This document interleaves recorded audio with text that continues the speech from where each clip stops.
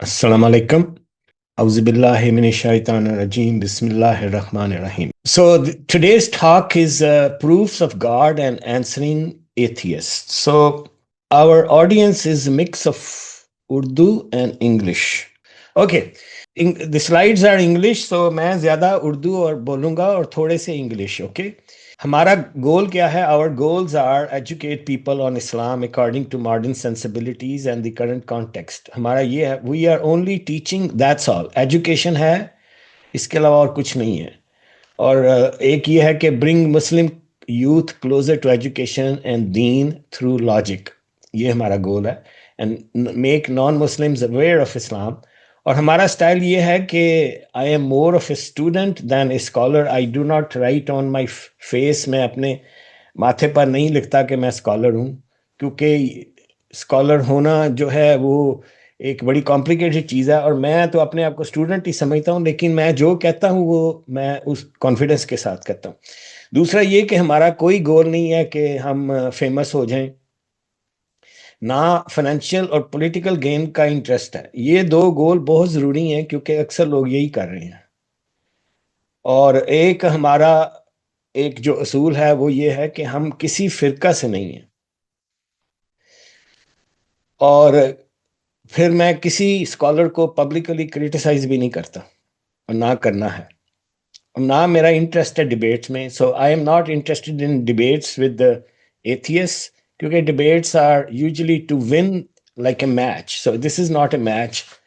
I think we should engage with atheists with the kindness and decency. Debates try to defeat each other. Engagements and discussions are friendly. तो ये lecture series है. 3 lecture हो चुके हैं. Part 1 में हमने introduction किया था, कॉन्टेक्स्ट सेट किया था, और साइंस के और कुरान के बेसिक जो पैरेलल्स हैं वो बताए थे. और पार्ट 2 में हमने यूनिवर्स एक्सप्लेन किया था. पार्ट 3 में आर्टिफिशियल इंटेलिजेंस, और ये पार्ट 4 है. सो इसमें जो ओवरलैप है मसलन यूनिवर्स और कंप्यूटिंग एआई का, वो मैं पहले कर चुका हूँ, वो मैं दोबारा रिपीट नहीं करूँगा. कुरान को अंडरस्टैंड करना हमारा बेसिक प्रिंसिपल है, क्योंकि अल्लाह ताला ने कुरान में कहा है कि the worst creatures in God's eyes are those who are deaf and dumb and those and who possess no understanding. So इससे पता चलता है कि कुरान कितना एम्फसाइज करता है लॉजिक को और सेंस को. और उसके अलावा स्कॉलर्स आपको कहते हैं कि जी हमारे बगैर ना पढ़ो, कुरान ना पढ़ो, आपको गुनाह हुआ, आप गलती करेंगे. लेकिन कुरान कहता है कि recite it, follow it with words attentively, and then it will be for us to make its meaning clear. तो अल्लाह ने प्रॉमिस किया हुआ है कि अल्लाह will make us understand. बार बार पढ़ें, again and again read the Quran, and the meaning will become clear. This does not mean that we cannot learn from scholars. We can. Teachers and scholars are important to teach to children. छोटे बच्चों को सिखाना ज़रूरी है, लेकिन जब आप grow up हो जाते हैं तो एडल्ट्स आप के ऊपर जिम्मेदारी है कुरान को समझना. और अल्लाह ताला ने ये भी कहा है कि if you make a mistake you will not be blame. तो ये तो अल्लाह के प्रॉमिस हैं. तो उलमा के जो प्रॉमिस हैं वो ज़्यादा इंपॉर्टेंट हैं या कुरान के प्रॉमिस हैं.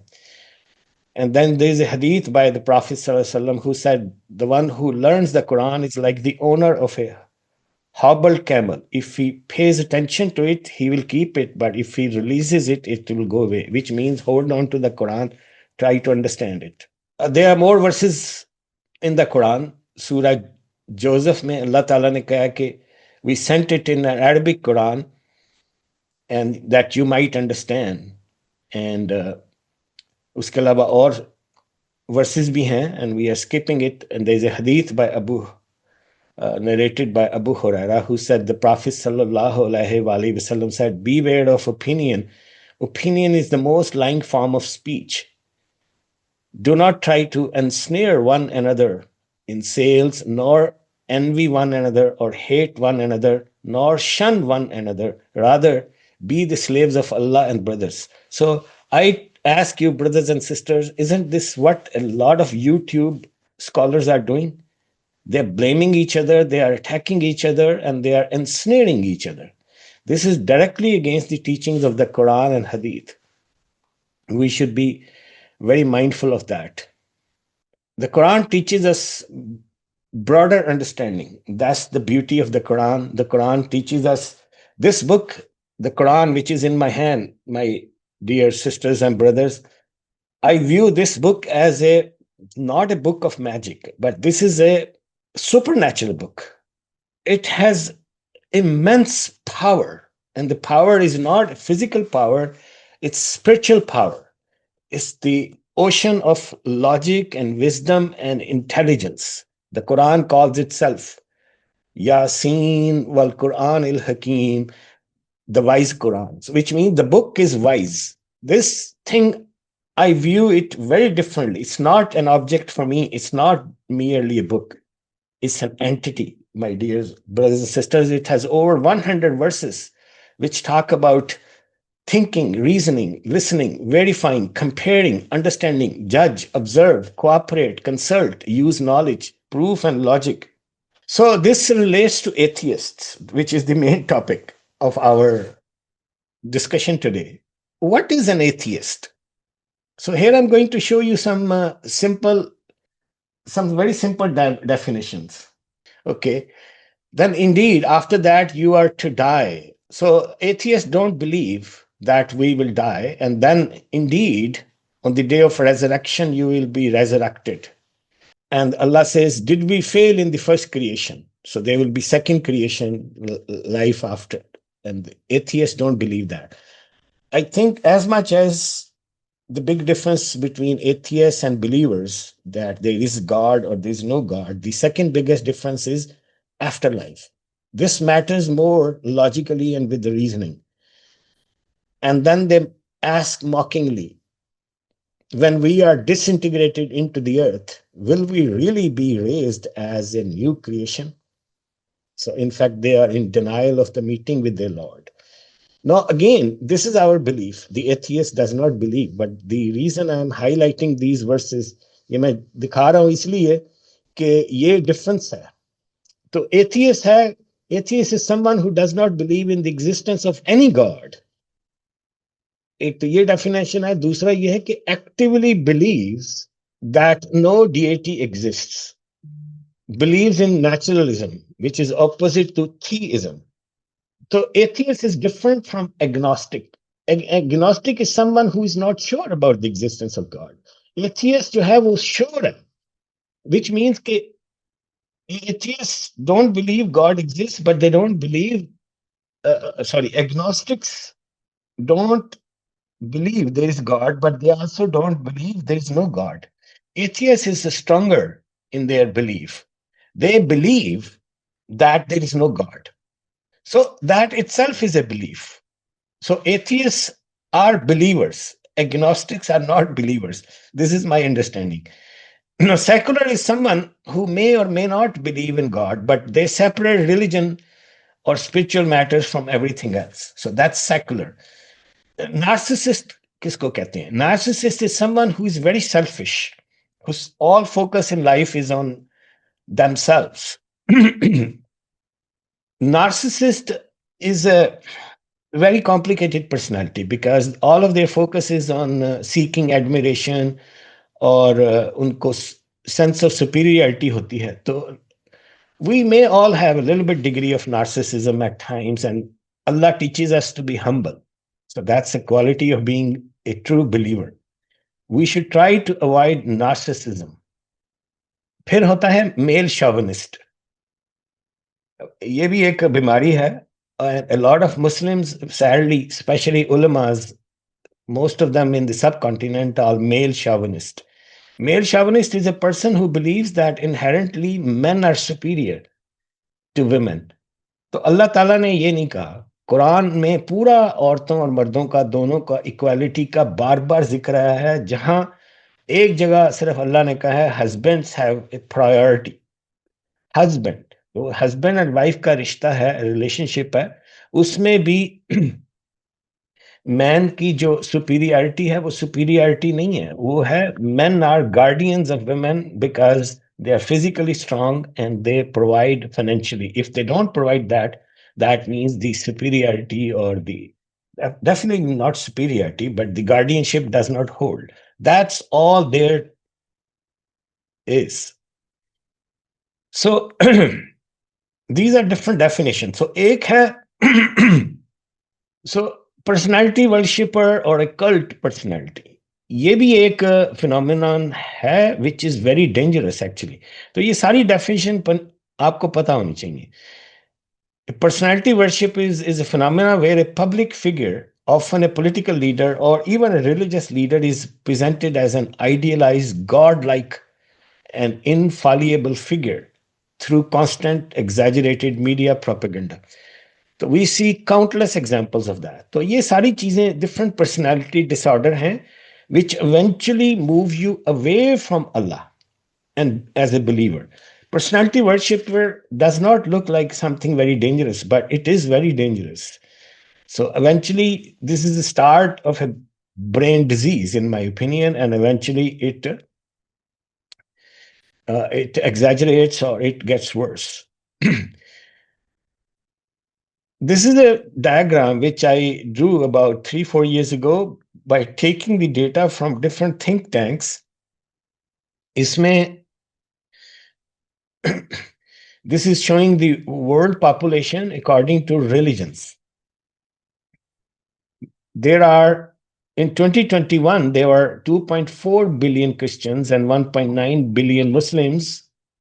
And then they are forecast to be 3.9 billion about 34 years from now.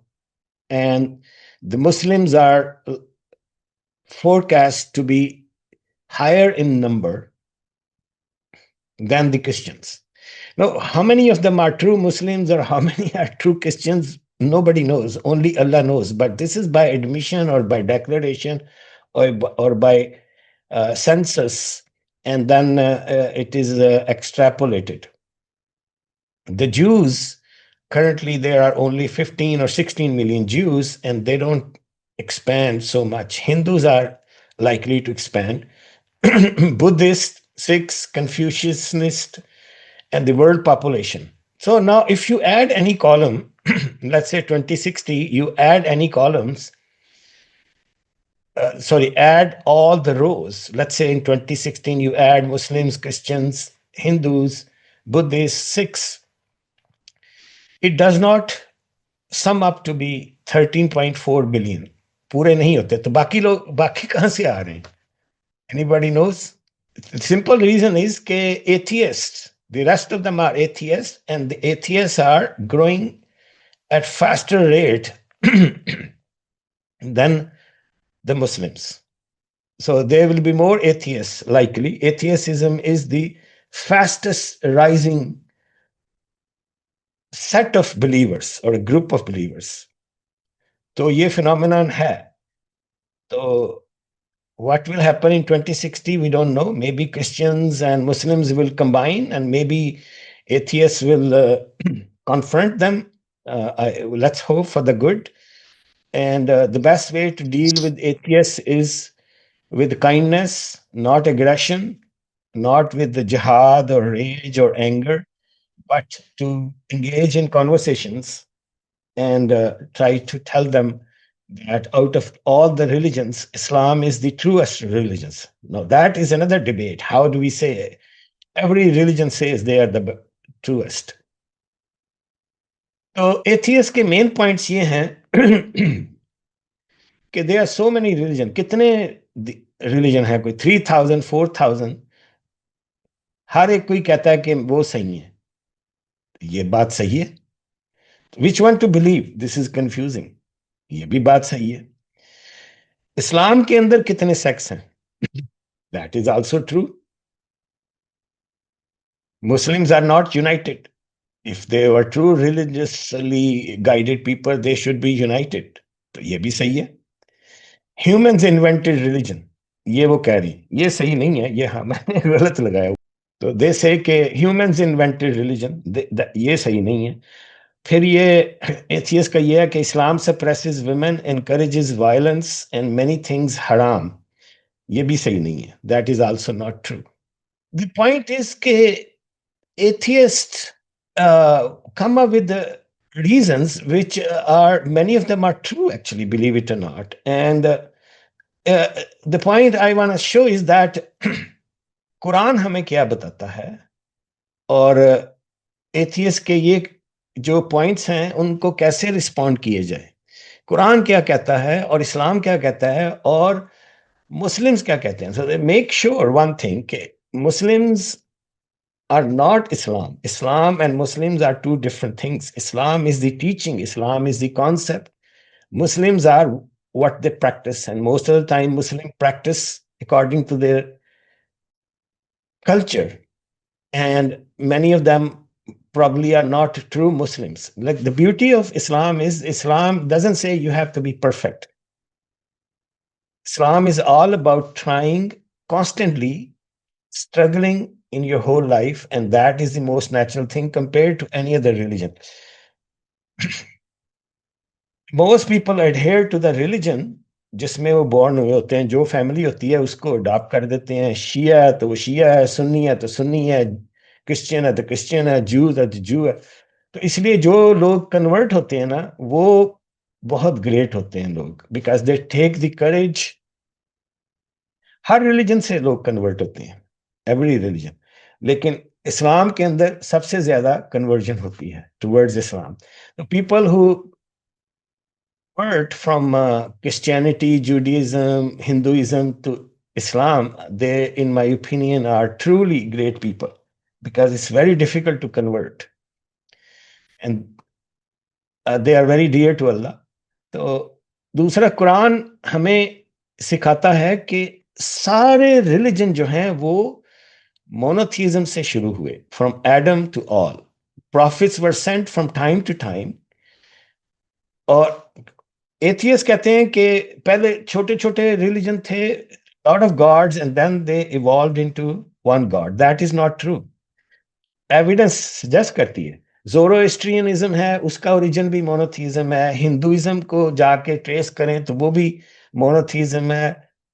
Abrahamic religion सारे मोनोथीज्म से थे, उससे पहले हिस्ट्री का कोई खास पता नहीं है। तो एविडेंस मिलती है गॉड्स की, ग्रीक गॉड्स, छोटे स्मॉल गॉड्स, मैनी गॉड्स, लेकिन डिस्टॉर्शन होती है हर रिलीजन में। तो डिस्टॉर्शन होती है तो फिर वन गॉड से मैनी गॉड्स बन जाते हैं स्लोली। वो कैसे बनते हैं वो मैं आपको दिखाऊंगा, आई विल शो यू कि वो प्रोसेस किस तरह होता है। और वो क्रिश्चियनिटी के साथ भी हुआ है, जूडिज्म में भी टू सम एक्सटेंट कॉन्सेप्ट्स आते हैं। Hinduism definitely big example. Islam के साथ भी करने की कोशिश पूरी पूरी है, बट इस्लाम में अल्लाह ने प्रिजर्व कर दिया हुआ कुरान, ये एक खूबी है। चाइना, जापान, इंडिया में भी प्रॉफिट्स होंगे बिफोर प्रॉफिट अब्राहम। वो सारी कुरान की जो स्टोरी है वो कंसिस्टेंट है, और एथियस की जो थ्योरी है that is not correct. People deviate with time, distortions are added. That's why Surah Fatiha is very important. Alhamdulillah आलमीन अर्रहमान अर्रहीम मालिक यौमिद्दीन इय्याक नअबुदु व इय्याक नस्तईन इहदिनस सिरातल मुस्तकीम। तो may Allah guide us on the right path. Why Islam? Okay, so let's say आप imagine करें कि एक पूरी दुनिया में एक कन्वेंशन हो रहा है, हर रिलीजन का एक रिप्रेजेंटेटिव आके अपना रिलीजन प्रेजेंट करने की कोशिश कर रहा है। तो मैं इस तरह प्रेजेंट करूंगा इस्लाम का। Why Islam is different? First, there is only one God. And that name in Arabic, his name is Allah. Second, इस्लाम की जो सबसे बड़ी डिफिकल्टी है वो है अनसीन गॉड, नजर नहीं आता। So believing in unseen God is very difficult, because you have eyes, you have ears, you have perceptions, you want to see God. That is very difficult when you are told that your God is unseen. That's a very difficult thing. So keep in mind, Islam is not a blind faith. Faith in Islam is not unseen. It's Allah which is unseen. So therefore, everyone has some doubts. And Islam recognizes that. So that's another beauty of Islam. You cannot be perfect. You will have doubts. अगर आपको doubt आते हैं कि अल्लाह है, नबी सल्लल्लाहु अलैहि वसल्लम ने कुरान अपनी तरह से बनाया था और ये सारी चीजें नेचुरल चीज है, इसमें कोई गुनाह नहीं है। Prayers, नमाज पढ़े हैं और आपको इस तरह के ख्याल आते हैं, that is very natural thing to do, इसमें कोई गिल्टी नहीं है। यही इस्लाम की ब्यूटी है। उससे you strengthen your faith by yourself. आपको कोई ब्रेन वॉश नहीं कर रहा, आप अपने जो डेस्टिनी है आपकी, वह आप उसके खुद मालिक हैं इस्लाम में। ये सबसे बड़ी फ्रीडम है, लेकिन आपको राइट एंड रॉन्ग पाथ बता दिया गया।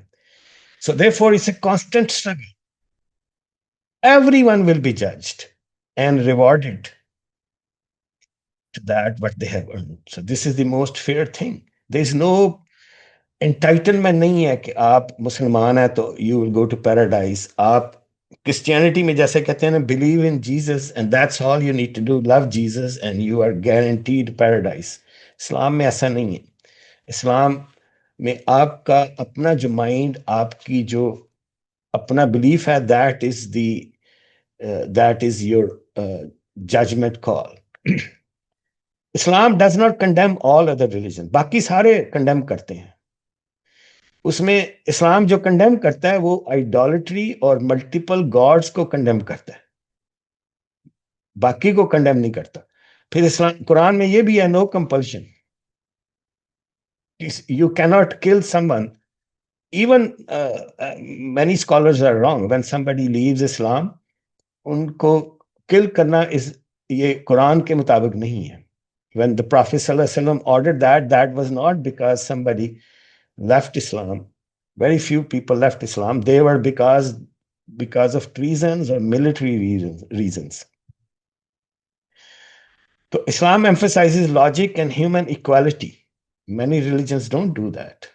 So I don't want to criticize other religions one by one. So Islam is also most inclusive. Inclusive का मतलब है कि सबको शामिल करें। Christianity भी inclusive है। बाकी कई रिलीजन जो हैं वो इंक्लूसिव नहीं है, वो एक्सक्लूसिव है, which mean there are groups. तो that's why Islam and Christianity separate more than other religions, because they are inclusive. So Islam is not a religion, ये भी एक मिथ है। प्रॉफिट सल्लल्लाहु अलैहि वसल्लम, मोहम्मद सल्लल्लाहु अलैहि वसल्लम did not start Islam.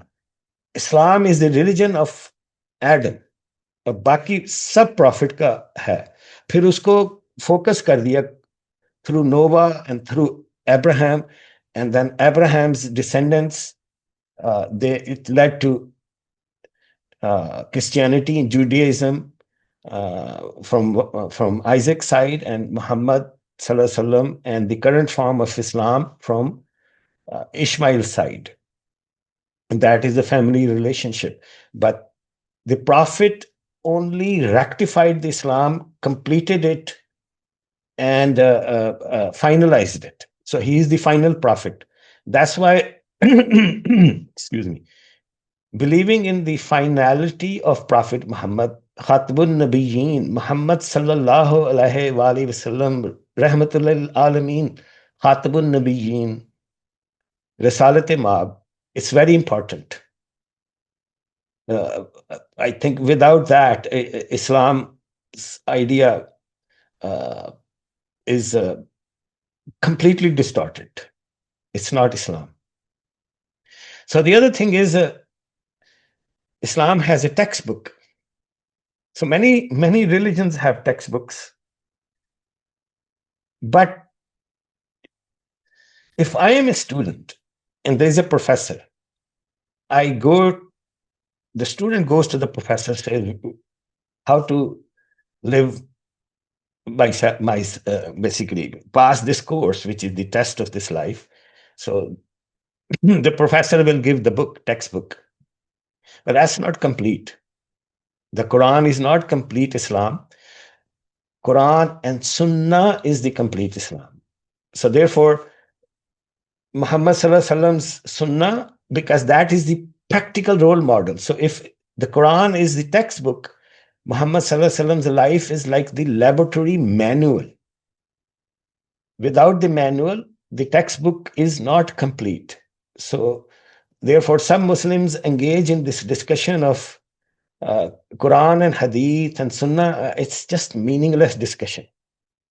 Complete Islam is the Quran and Sunnah, and you can include authentic Hadith in that too. That's not an issue, but that is Islam.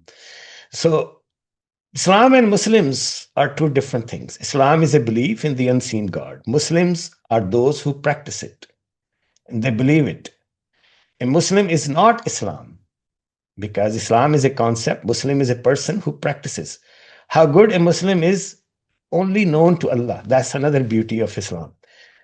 You cannot judge other people's iman or their faith. You can judge other people's behavior, but Muslim behavior is not necessarily Islamic. And some is obvious, some is not obvious, because Allah knows the heart.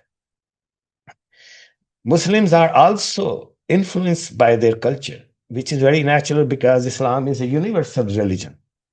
It's not for certain region. It's not just for Middle East or subcontinent. So therefore, Muslim culture influences that. So, but culture is influenced by very poor practices. For example, if Allah says, do not prostrate to the sun or the moon, but they do. Allah says, prostrate only to Allah who created them. But many Muslims will do that.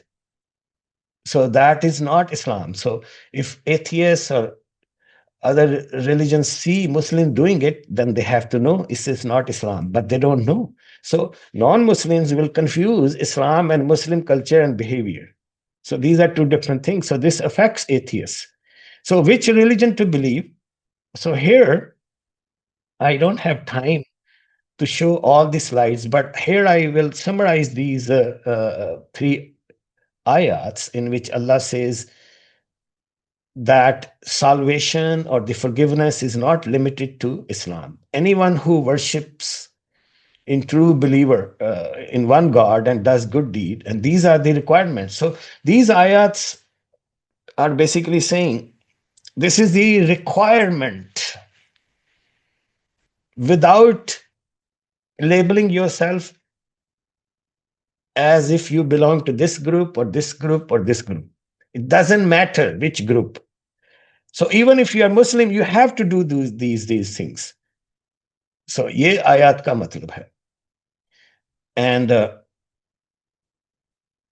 other thing is atheists will believe that Islam is responsible for instigating violence and all that.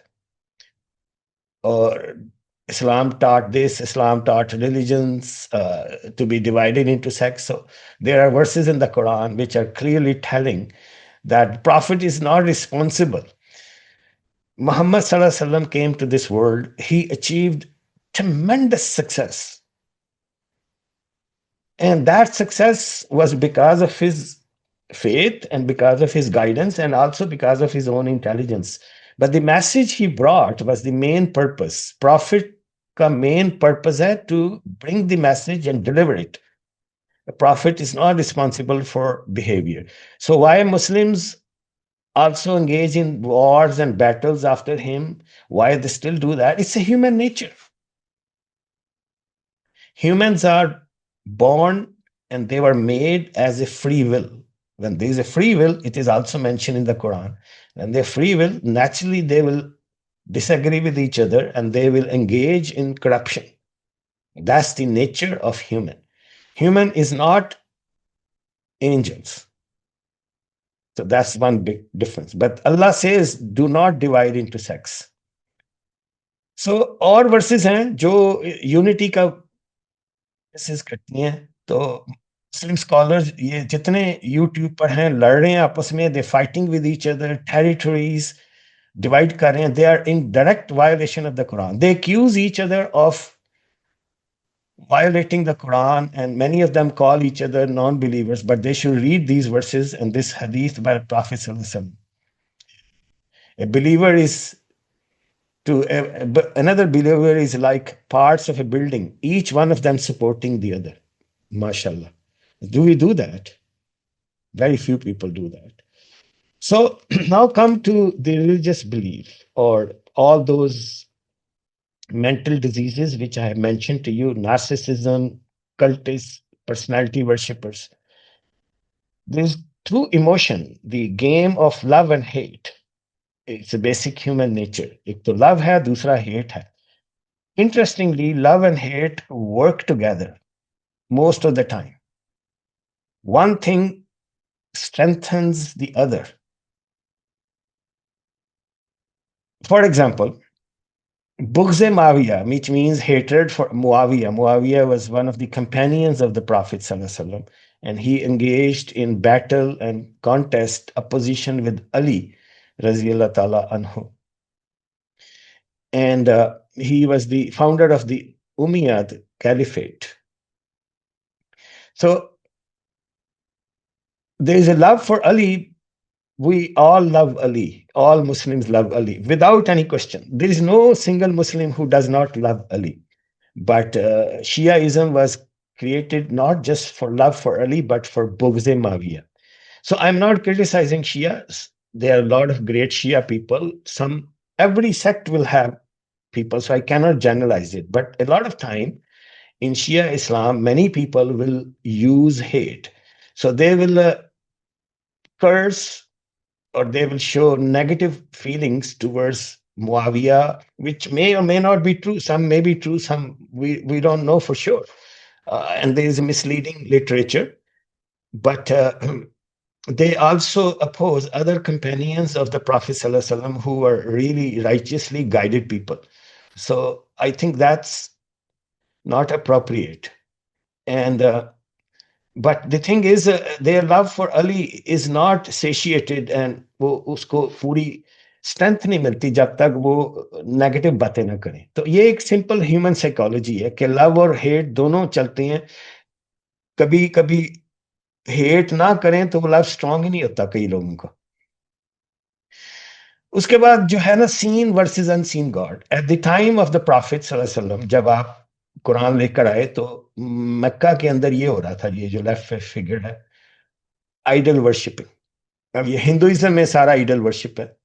Idol worshipping आती है फिर चली जाती है. Profit आते हैं, दे kill it. ये Kaif, golden Kaif, ये जो है ये वर्शिप हुआ मोसेस के ज़माने में, उन्होंने भी क्रश किया. बुक ऑफ फाइजिया पढ़ें तो उसमें भी लिखा हुआ है आइडल वर्शिपिंग. तो वो करेक्ट की गई ना चीज़ें. तो जूडिज्म ने भी करेक्ट किया, फिर क्रिश्चियनिटी में भी करेक्ट किया, फिर इस्लाम ने भी करेक्ट किया. तो ये अनसीन गॉड, वन गॉड पे बिलीव करना बहुत मुश्किल है. तो religion evolves, ideas evolve, people's mind say no no no no no, I need to have some god जो नजर आए, देखे, पता चले कि वो क्या है. ये एक इंसान की नेचर है और अनसीन पे बिलीव करना बहुत मुश्किल है. तो ये इस्लाम की जो है वो टफेस्ट आइडिया है. अगर if you think neutrally just from A philosophical point of view, तो ये बड़ा मुश्किल है. लेकिन ये नेचुरली आता है. और ये सिर्फ ये नहीं है कि you start an object as god, इसमें और बड़ी डिस्टॉर्शन है. अब ये देखें ना, सेटन जो है ना वो बड़ा अट्रैक्टिव है. अब इसमें मैं 3 पिक्चर दिखा रहा हूं. एक लेफ्ट पे है जेम्स बॉन्ड, हीरो, फिल्में हैं, he is surrounded by beautiful women, he has extraordinary capability. फिर वो प्रॉमिस करता है, फिर वो पूरी वर्ल्ड को बचाने के लिए आता है. सेंटर में है शैतान, सेटन, और राइट पे हैं विलन्स.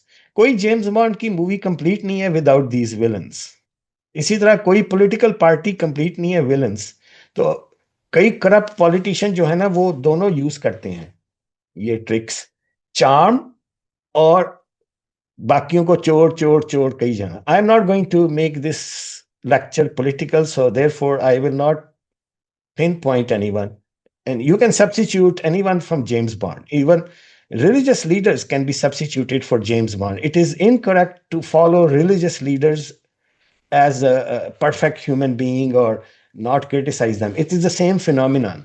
तो उसमें कोई फर्क नहीं है कि जेम्स बॉन्ड हो, बास्केटबॉल का प्लेयर हो, क्रिकेट का प्लेयर हो, कोई और चार्मिंग हो, और ये शुरू से आ रहे हैं ये personality. The interesting thing is कि कुरान ने हमें वार्न किया कि शैतान is the biggest deceiver. So can I ask a very simple question, based on looks सबसे बड़ा डिसीवर कौन है? ये जो सेंटर में जो फिगर है ना शैतान की, ये आज तक किसी ने नहीं देखा। Nobody has seen this शैतान, दिस इज इमेजिनरी पिक्चर। और ये राइट वाली तो इमेजिनरी है। तो शैतान never comes in this kind of appearance. शैतान हमेशा इस शक्ल में आएगा, खूबसूरत शक्ल में, ये याद रखें। तो ये कुरान बता रहा है कि शैतान डिसीवर है सबसे बड़ा। तो इसलिए based on these three pictures you can not tell who is the biggest deceiver. Looks can be deceiving. उसके बाद फिर बनते हैं कल्ट। कल्ट जो है ना, that is a mind destroyer, because उसमें मिसलीड करने की बहुत पॉसिबिलिटीज हैं। ये कल्ट जब से ह्यूमैनिटी बनी है कल्ट आ रहे हैं। Cult is someone personality who enforces themselves। So Mao Zedong का कल्ट था, ये गांधी का कल्ट था, ये सीजर का कल्ट था, ये एर्दोआन का कल्ट है। फिर उसमें कल्ट जो है ना, वो सारे लोग यूनाइट हो जाते हैं, फिर एक दूसरे की बात सुनते हैं, फैक्ट फाइंडिंग खत्म हो जाती है, रियलिटी चेक खत्म हो जाती है, माइंड बिकम्स लॉयल और captured. This is like idol worshipping. It is a step towards idol worshipping, क्योंकि उसमें रैट रेस शुरू हो जाती है। ये सारे देखें, और रैट्स, ये चूहे जो है ना, दे सीकिंग हैप्पीनेस, इमेजिनरी हैप्पीनेस। ये एक लीडर आएगा, वो कंट्री को फिक्स कर देगा। ये सबसे बड़ा रैट रेस है, और कुरान ने हमें वार्न किया कि इससे दूर रहो, simply because everything has to be based on fact finding. अब ये नई जो शैतान आ रहा है, उसको लोग कहते हैं दजाल, दैट इज एन एग्जैजरेशन। ये है आर्टिफिशियल इंटेलिजेंस। अब I am artificial intelligence professor, so I know that. तो इसमें आर्टिफिशियल इंटेलिजेंस एक शैतान नहीं है, एंटिटी नहीं है। शैतान जो है वो इंसान के माइंड के अंदर है। ये इंसान, ह्यूमन किस तरह एआई को यूज करेंगे, वो शैतानियत है। तो इसीलिए अल्लाह ने कहा ना, इहदिन सिरातल मुस्तकीम। ये कुरान की जो सूरह फातिहा है ना, this is like the essence of a prayer, most beautiful place. सारा कुछ अल्लाह ने बता दिया। He is the owner of the judgement day. Please Allah guide us on the right path. Right path पर रहना बहुत जरूरी है। राइट पाथ कोई मुश्किल नहीं है। राइट पाथ है कुरान और सुन्ना रसूल सल्लम, that is the right path. उसके अंदर जो लेसन आते हैं वो सारे अप्लाई होते हैं, they are all applicable on your life. But no, human mind will deviate. अब ये देखें, लोग वर्शिप कर रहे हैं, प्रे कर रहे हैं, ग्रेव्स को कर रहे हैं।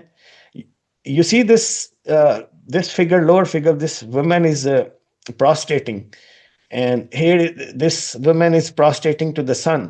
अल्लाह ने कहा है कि सन और मून को प्रोस्ट्रेट ना करो। ये नहीं कहा कि वर्शिप ना करो, वो तो कहा ही है। ये भी कहा है कि ये एक्शन जो है ना, ये जो एक्शन इस तरह का करना है। अब ये जितने भी ये लोग हैं ना, ये बिलीव इट नॉट, ये औरत जो झुकी है, पता है किसको सजदा कर रही है?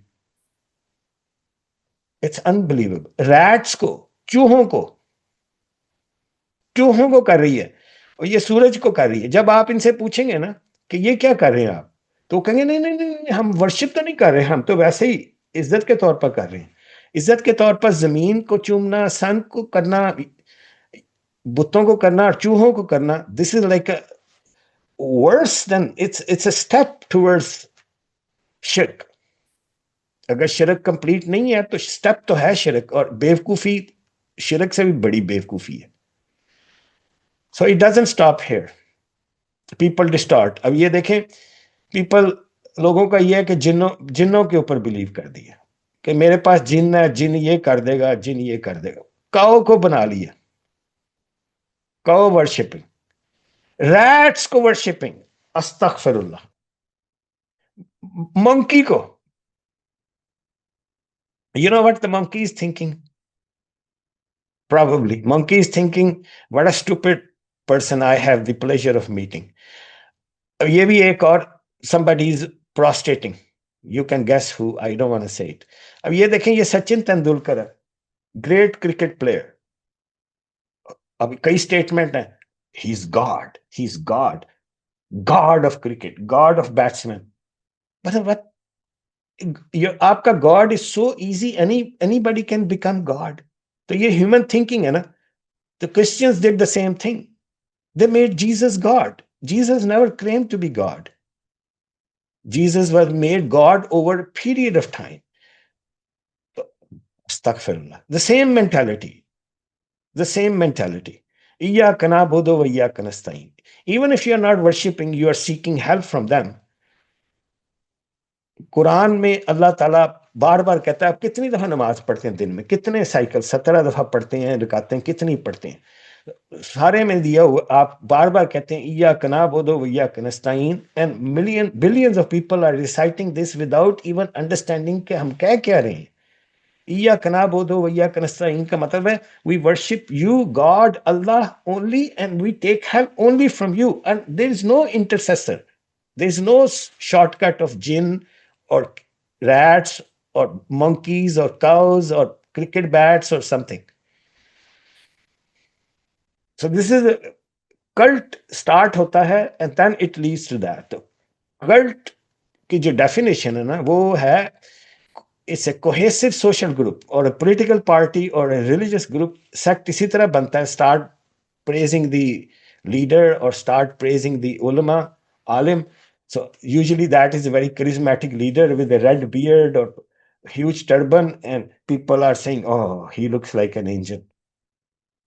So उनकी जो टेक्निक है वो है continuous coercive persuasion, constantly कही जाना, और love and hate, love me and hate others, और उसमें फिर ये कहना कि मैं चेंज लाऊंगा। People are mostly dissatisfied with their country और देमसेल्फ, तो चेंज का बड़ा अपील करता है कानों में। Denial of facts, use hate to turn on the love. दूसरों को जब तक ये नहीं कहेंगे उसमें फिल्म में विलन है तो जेम्स बॉन्ड के लिए लव कैसे पैदा होगा। Loyalty to the cult and its leader, brain wash totally. फिर वो ये भी फोबिया हो जाता है to gain sympathy कि somebody is going to hurt the hero, इसको प्रोटेक्ट करो, तो उससे लॉयल्टी बढ़ती है। सो इसमें स्कॉलर्स भी हैं, पीर मुर्शिद भी हैं, पॉलिटिकल लीडर्स भी हैं, they all exploiters and they know that. So if people's minds absorb only those facts that fit your hero, this is the biggest damage, क्योंकि फैक्ट फाइंडिंग खत्म हो जाती है। तो एथियज्म के साथ भी यही हो रहा है। Okay, cult is an evil, but that does not mean you cannot have heroes or role models. So Prophet Muhammad is the best role model, और वो बिलीव से नहीं है बल्कि एविडेंस है उसकी। तो एविडेंस तो आई ना, you cannot believe in someone without evidence. Even if you like political, you want to support somebody politically, that's fine, but don't start worshipping them or make them infallible. उसकी सबसे जो बड़ी sign है ना वो ये है कि people collect news and social media information which fits their loyalty, और बाकी चीजों रिजेक्ट कर दी, तो ब्रेन वॉश तो हो गया ना। You can continue to admire companions. So every scholar should be subject to challenge and questioning. Ultimately, cult destroys the ability to do fact finding, and slowly you move away from your own faith. Atheists का भी यही है ना, atheists are also believers. Now you will say कि atheist किसको उसमें तो कोई पर्सनैलिटी नहीं है। फॉर एग्जाम्पल कादियानीज हैं, Ahmadis. So it's a totally distortion, nonsensical thing. There is a personality, Mirza Ghulam Ahmad. So you believe in Mirza Ghulam Ahmad and then it's okay, otherwise it's not okay. So there is a personality. Political leaders जितने cult बने हुए हैं, cult Pakistan India में कोई नए नहीं है। It's not a phenomena to India Pakistan subcontinent, it's world. In India, Pakistan, people tend to love their heroes more than the others. So there is no difference between India and Pakistan. Culturally, they share more than they have differences. So the mentality is very similar. You must have a hero who will save the country. That's a fantasy. Atheist का क्या है? Atheists also have a personality. वो personality है themselves. Narcissism. Narcissism is a focus on yourself and then you don't look for anything else. अल्लाह ताला कहते हैं ना, follow the path, सिरातल लज़ीना अनअमता अलैहिम गैरिल मग़ज़ूबि अलैहिम वलद्दालीन. Allah guide us on the path of those people who you blessed, who you rewarded, not on the path of those who earn your wrath. तो उसमें negative assumption जो है ना वो अवॉइड करनी चाहिए. Negative assumption is an opinion which according to the Prophet sallallahu alaihi wasallam is unverified information. अल्लाह ने ये भी इन्फॉर्म कर दिया.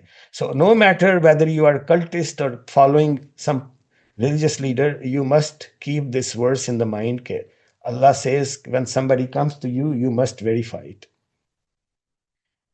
मुसलमानों की क्या रीजन है? Top reason for downfall. For the past 500 years, Muslims are doing miserably. They did very well in the past. Jahaliya.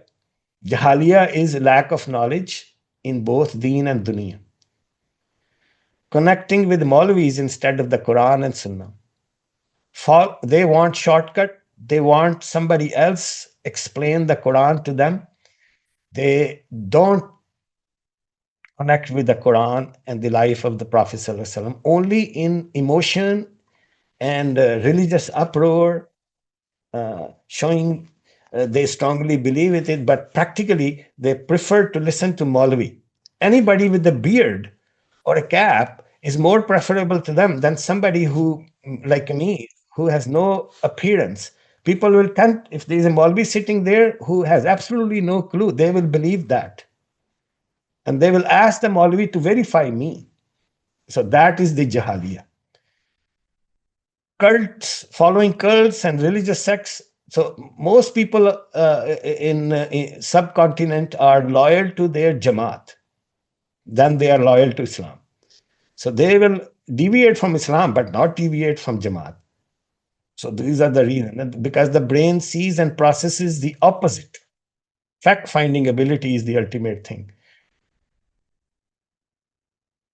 Atheism is rising very fast in the West. I think there are three main reasons. One is anger against religion. So if you read Richard Dawkins' book, it's all negativism. Constant whining and complaining. This is bad, this is bad, this is not good, religion is this.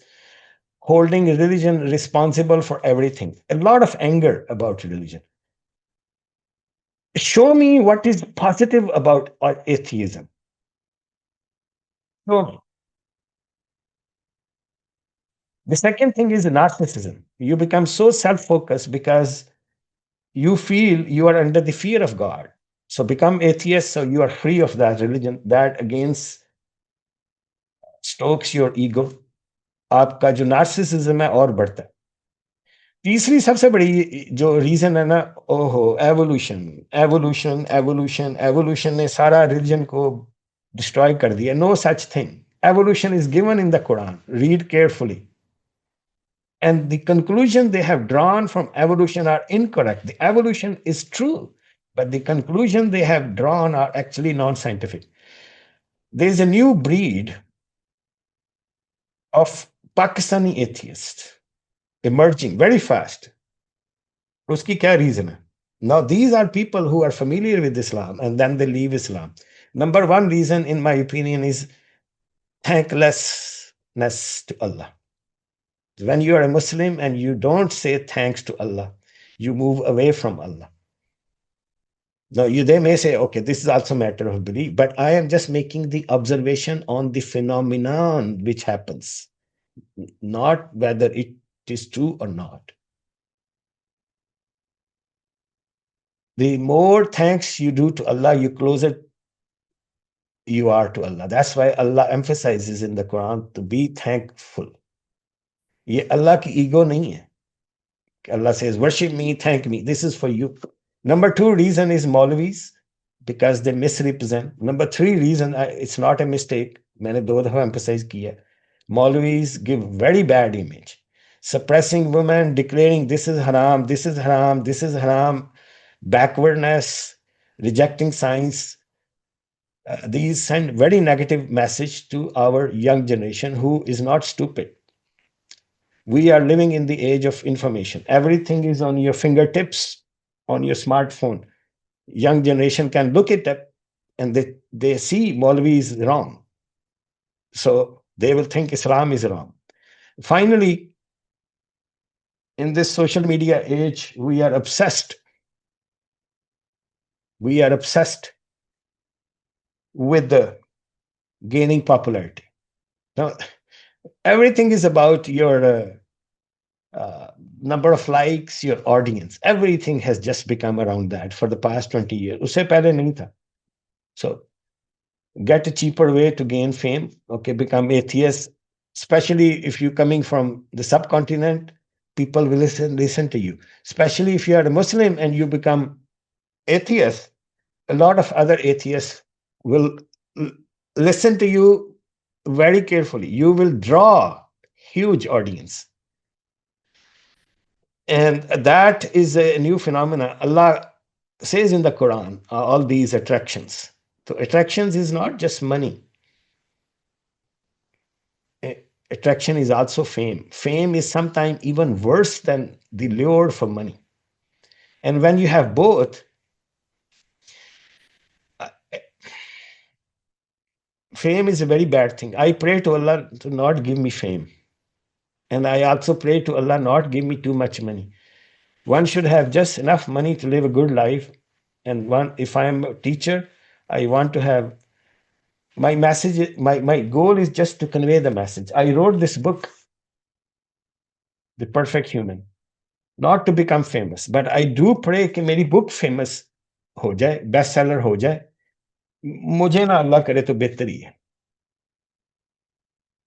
ना मुझे fame ना करे. Fame से, imagine you are a star sports player and you are standing in front of millions of people and like hundreds of thousands of women want to marry you. It will destroy your brain, no matter how strong you are. Surely. Not even 1,000, 100 people are clapping for you. Your brain can go up. Because I remember when I received my first best paper award, I was standing in front of maybe 200-300 people, and I didn't have any confidence as a student.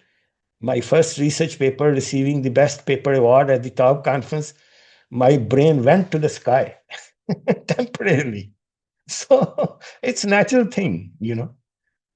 So fame is a very attractive thing. So people get allured by that, and it's natural for them to turn into.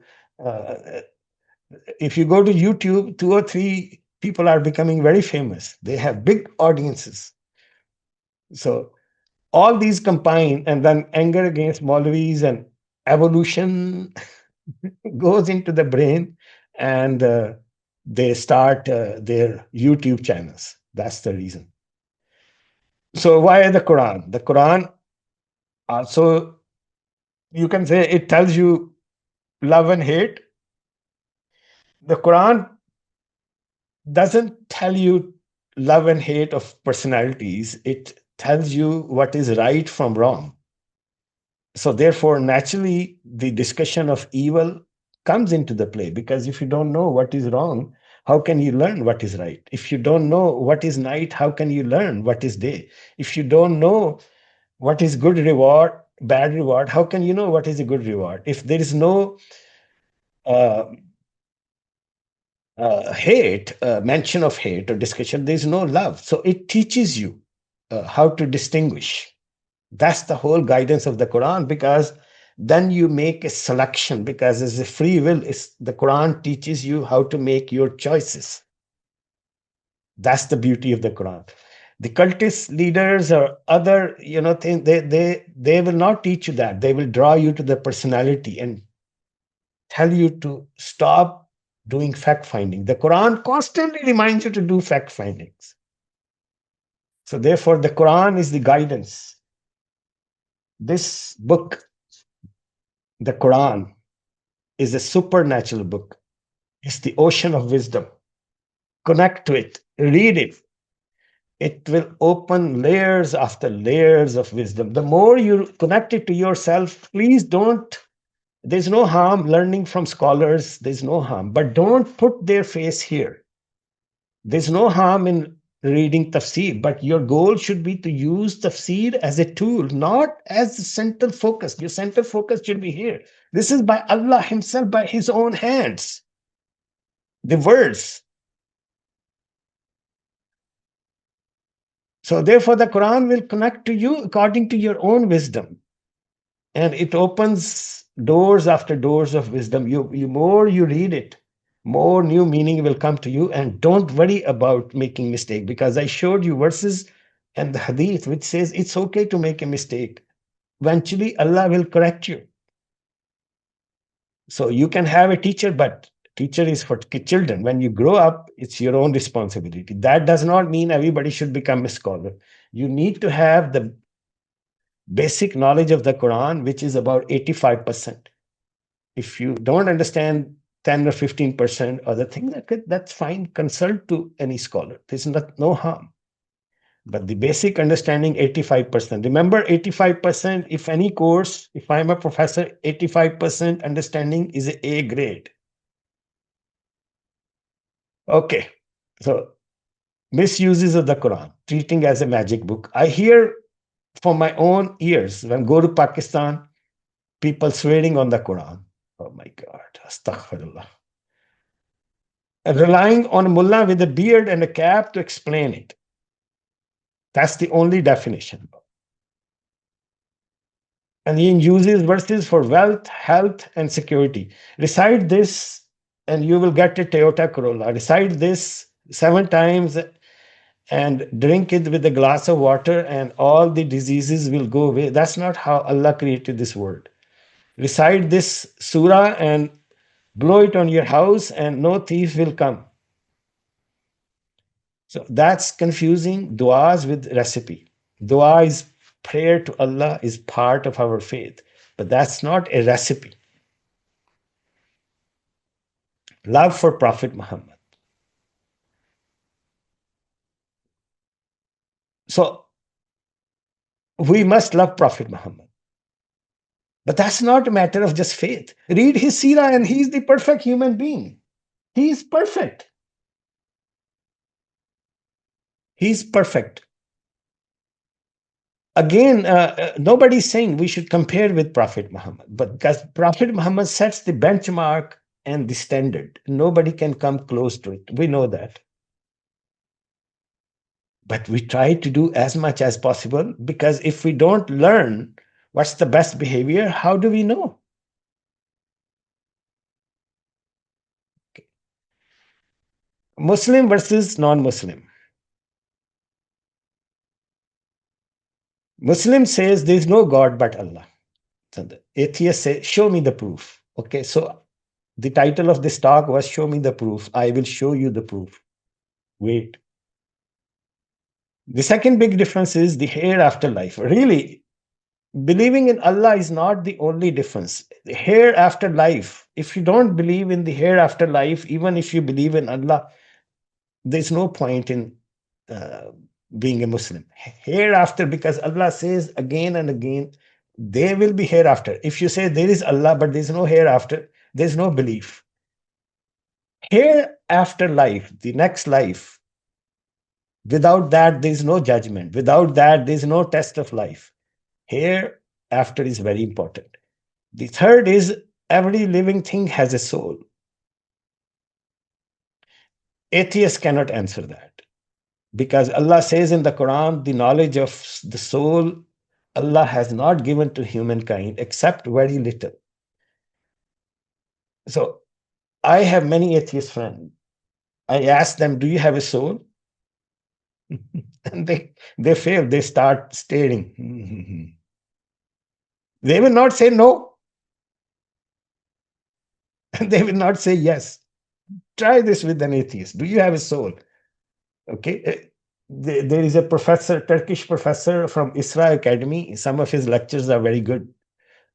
Just watch it on YouTube. He's very logical, mashallah, very knowledgeable.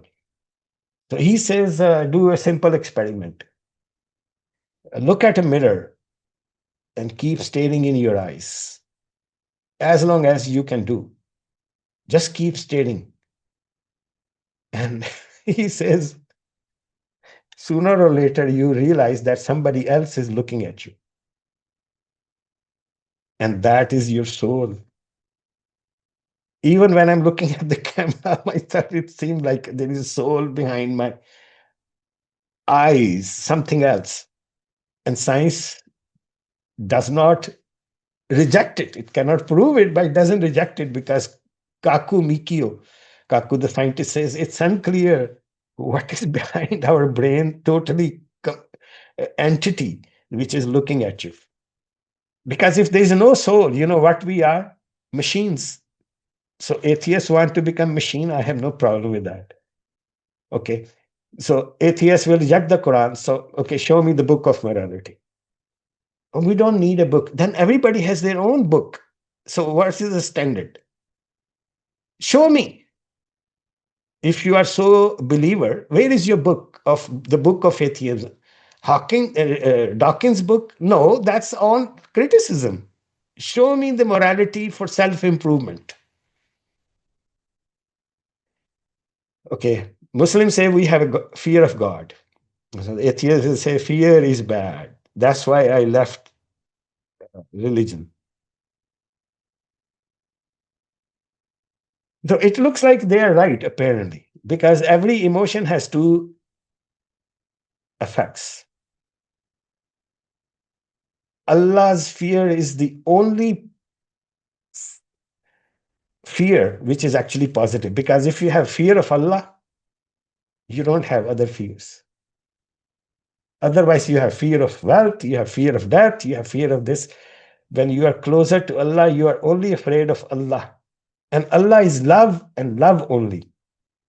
More love, but Allah's fear is only that Allah will catch you. Allah's fear is heart fulfilling fear.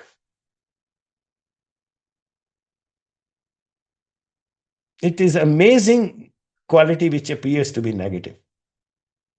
But if you have fear of Allah, you have no other fear. What could be better than that?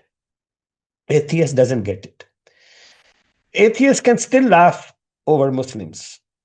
They can say Muslims has not contributed much to science in 500 years. Very true. Muslims are backward. They are economically weak. They live mostly in chaos and lawless environment. We, the civilized world, is either Christian or it is atheist. Well, Christians have to worry too, because most Christians are turning into atheism. Muslims less educated. True. Pakistan ranks among some of the lowest educated countries in the planet. Countries full of corruption and oppression. True. That is also true. But the problem is it's every person's responsibility to be honest. But in the subcontinent, somehow it is our culture that when we say corruption, we look here and there, up and down. We don't look at ourselves. We call everything corrupt. Government is corrupt. Army is corrupt. This is corrupt. And we have this politician who will remove corruption. I mean, this is the stupidest idea one can even imagine. Okay. If Islam were the solution, why are Muslims backward? That's what the atheists say. Islam is not the solution for peace. Islam is a guidance. More you adhere to it, the more likely you are to pass test, but not just hereafter. Islam's principles are also based on common sense morality, and Muslims excelled in their golden age. They ruled the world and they excelled in science, arts, architecture, literature, music, and all those fine arts things which these mullahs are bent on declaring haram. And if Islam is great, why are Muslims divided into so many sects? No tolerance. The Quran teaches tolerance. I'll show you how many times tolerance is mentioned. Now, I think atheists are not evil people, honestly. I think actually atheists have a lot of qualities. You may all say, what? I think atheists are better than Qadianis and they are better than these cult leader worshippers. For one reason, they are not hypocrites. They are not munafiq. The Quran has condemned munafiqs worse than disbelievers. So atheists are not hypocrites because they say it is what it is. Number two, they use reason and logic, whether we agree with them or not. Thirdly, I think an atheist always has a chance that they will come to be believers. So I know many people who became atheists, then they come back. And yet, when I'm talking to some cult personality worshiper, no matter what you tell them, they're not going to change. You can argue with Qadianis for hours after hours, and they will not change. There is a chance, very little, maybe 1 in 1,000. But with cult leaders, nope. Nope. Everything, ears are shut down, eyes are shut down. So, therefore, the best way to deal with atheists is not to condemn them, not show them hate, not tell them they are stupid. I mean, it's tempting to say some of the idea is stupid, but I think we should respect every human being, even people who are cultists or even Qadianis. We should not disrespect anyone. But especially with atheists, I think they are less misguided, in my humble opinion. You may think I am wrong, but that's my opinion. So, atheists say humans invented religion. So the answer is no, they did not. All history shows that. Humans were scared and they invented many gods. Then they all converged into one god. No, historical evidence shows otherwise. And then they say, I like science. Okay, so this is a basic assumption that religion is against science. Religion is not against science. Maulvis are against science.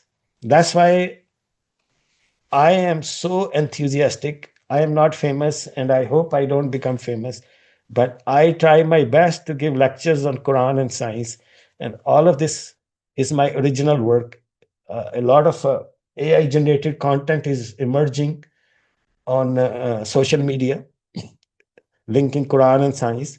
But just one has to be very careful because the Quran warns us not to twist it. So if you twist it, the effect is that the atheist will say, prove you are wrong, and they will laugh at you and they will turn your whole thing as farce. So one has to be very careful. Atheists will say they have morality. They don't need God to tell morality. So I have a lot of atheist friends. I actually participate in atheist groups, meetings. I keep quiet, but I listen to them because I want to know how they think. And so they say, I don't need God to tell me I have morality. I don't know about that, honestly. Everybody has morality. Allah instilled morality in us, but Allah also instilled Tawheed in us when we were born. Somehow we lost that, but that's a matter of belief. So, coming back to morality, everybody does have morality. But believe me, if I don't have fear of God, my morality will be different. I am not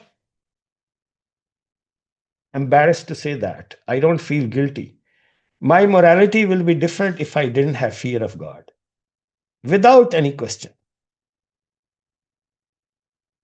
And then atheists will say, there is no evidence of God. And my answer is, I have the evidence, which I'm going to show you. So what atheists are missing, they miss many things. Once you become atheist, you miss the advantage of namaz, fasting, hajj, zakat, millions and millions of benefits. Lessons of hope, compassion, forgiveness, inner strength, power of prayers, comfort of the heart, with devotion to Allah. Devotion to Allah gives you the comfort of the heart, which no other thing can do it for you. And the love for the messenger. The love for the messenger is greater than the love for any other human being. It is natural. I never express my love for Prophet Muhammad sallallahu alaihi wasallam in public because I think that is my private matter. But I do. Okay, so where are we? So no human inspires as much as Muhammad. Muhammad is also the most influential person in history. No book is as beautiful sounding and consistent and coherent with scientific miracles as the Quran. So belief in Muhammad is only confirmed because of the Quran. You cannot separate the Quran and Muhammad. So again, to atheists, show me your book, show me your inspiration, guys. Come on, show me. And fear of Allah is good. So the first question is, who created Allah? Atheist question. Allah is not created. People get confused with time. So before Allah created the universe, what was there? Who created Allah? Allah created time. Time is for humans. Time is an illusion. And not only the Quran tells you about the relativity of time, your science has confirmed time is an illusion. Time is different. Time can stop. Time can go fast. Time can bend. Space time can bend. Allah lives outside time. Believe me, I would still have doubts if Allah had not mentioned the relativity of time in the Quran. Two times Allah mentioned the relativity of time. And Allah talks about eternity, time frozen. Allah created day and night, which is our clock ticking, which leads to events. Allah created time, past and present. Okay. Thus the question, and they also ask, what was Allah doing before he created the universe? What do you mean by doing? Allah is not a human being who is doing something. So that question is also a very childish question. Okay, so now the atheists will find errors in the Quran. Oh, the mountains move. Oh, the liquid comes not from the chest and all that. I mean, it's not even worth discussing. There's no error in the Quran. There's no error in the Quran. If you are reading a verse, you are not reading it correctly. So it's not that the apologetic will correct it. Just read it again and again, and it becomes clear. So this topic is obsolete. I'm not going to discuss the errors in the Quran to answer question to atheists. And as I said, I don't want to debate atheists because I don't believe in debates. Debates are just like wrestling matches. Instead of physical wrestling, you are doing mental wrestling. And the other person is not going to defeat or accept defeat. Even if they are defeated, that's not the purpose. Instead of that, you sit with them in a friendly fashion, respect them, and exchange the ideas. Learn from them and teach them. In fact, if I didn't learn from atheists, my belief in Islam would be less weaker, maybe in some ways. So they say nothing created us. We came into existence not by anything, which is true because Allah is not a thing. Allah is an entity, which is not like anything else that I know. So he's not a thing like we know the thing. He exists. So Allah says, Lam yakun lahu kufuwan ahad. It's not anything that is even comparable. The Quran answers all the questions of atheists, all the questions. So where is the proof? Everybody has to have their own proof. Because when atheists come to me, say, show me Allah. So let's say Allah opens the sky and says, hello, now see me. What's going to happen? First of all, Allah is not going to change his plan just because somebody who doesn't even have any status is saying, show me. Because many people will be saying, don't show me.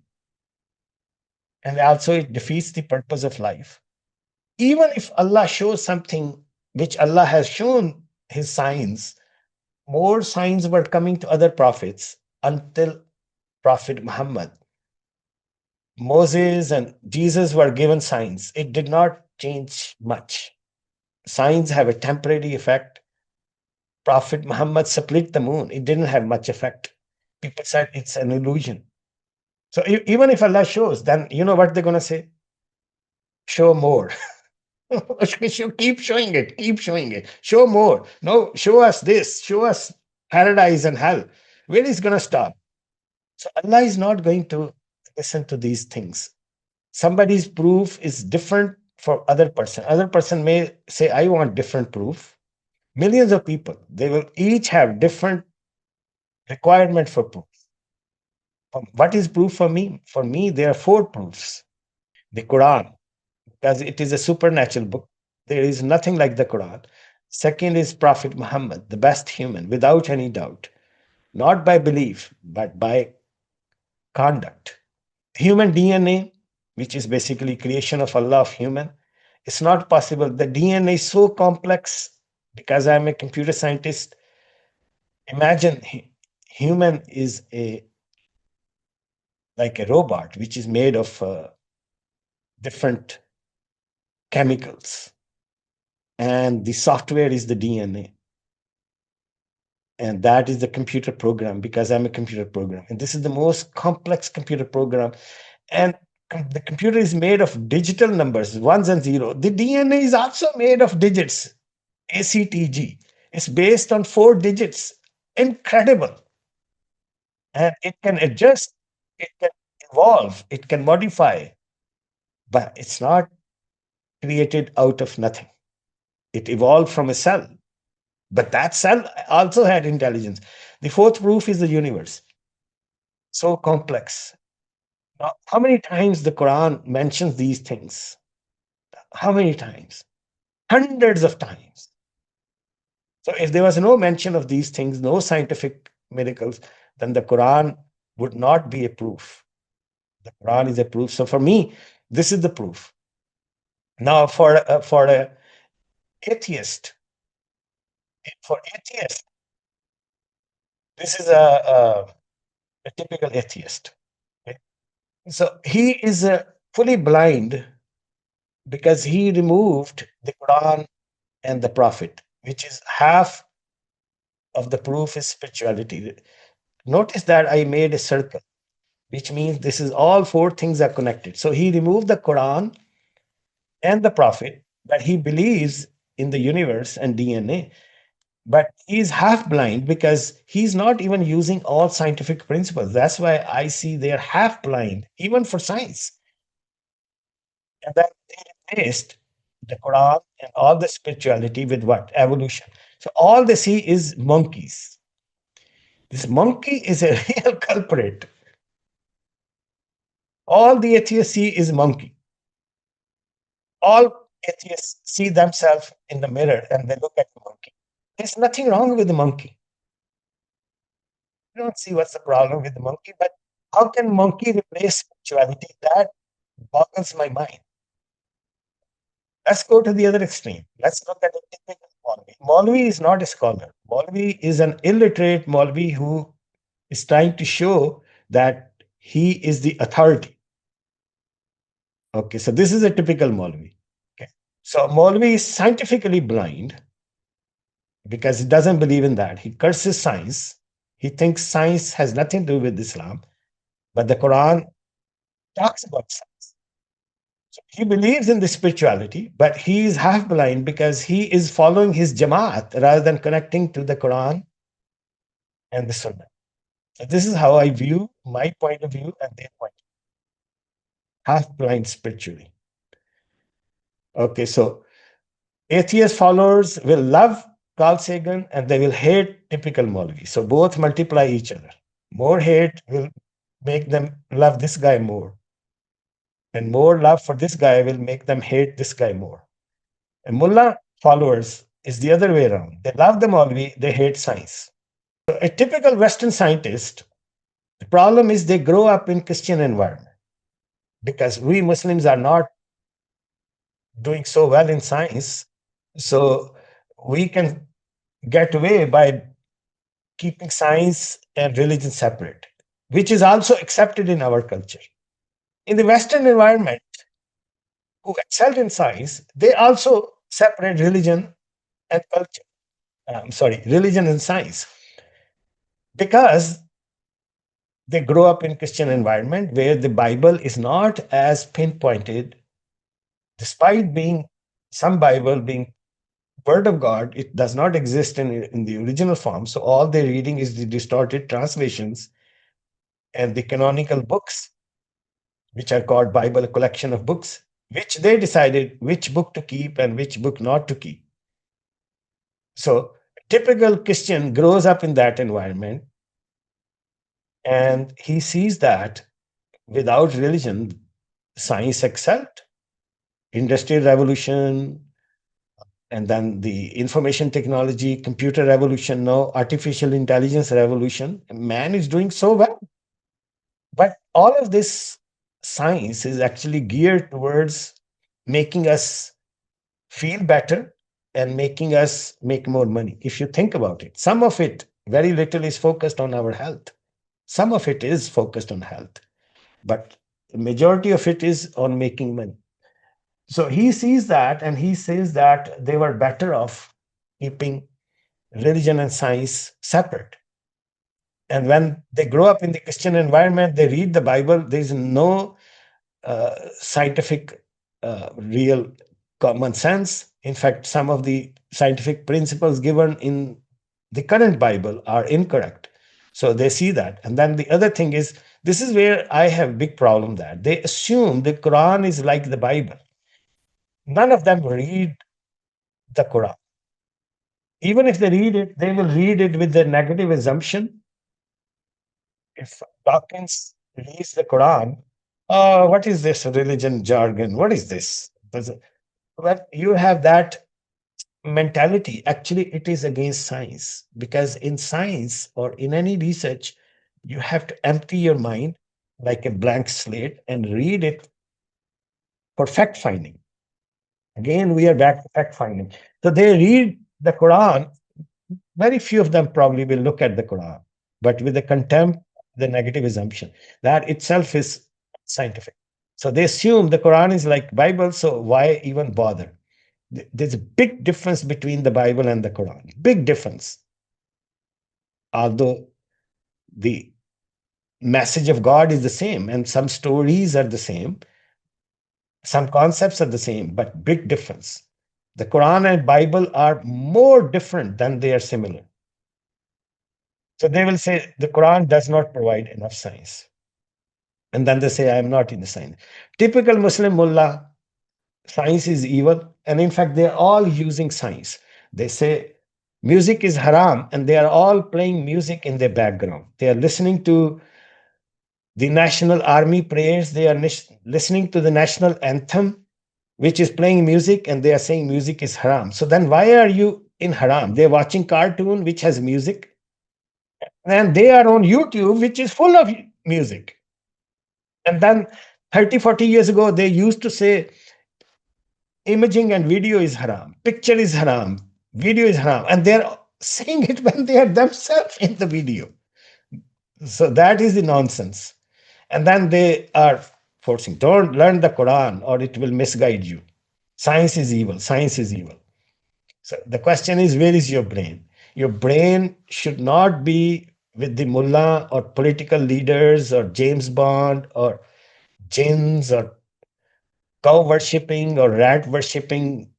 Your brain should be with the Quran and the life of Prophet Muhammad. This is not a religious thing, my dear sisters and brothers. This is the wisdom. even for this world. The Quran.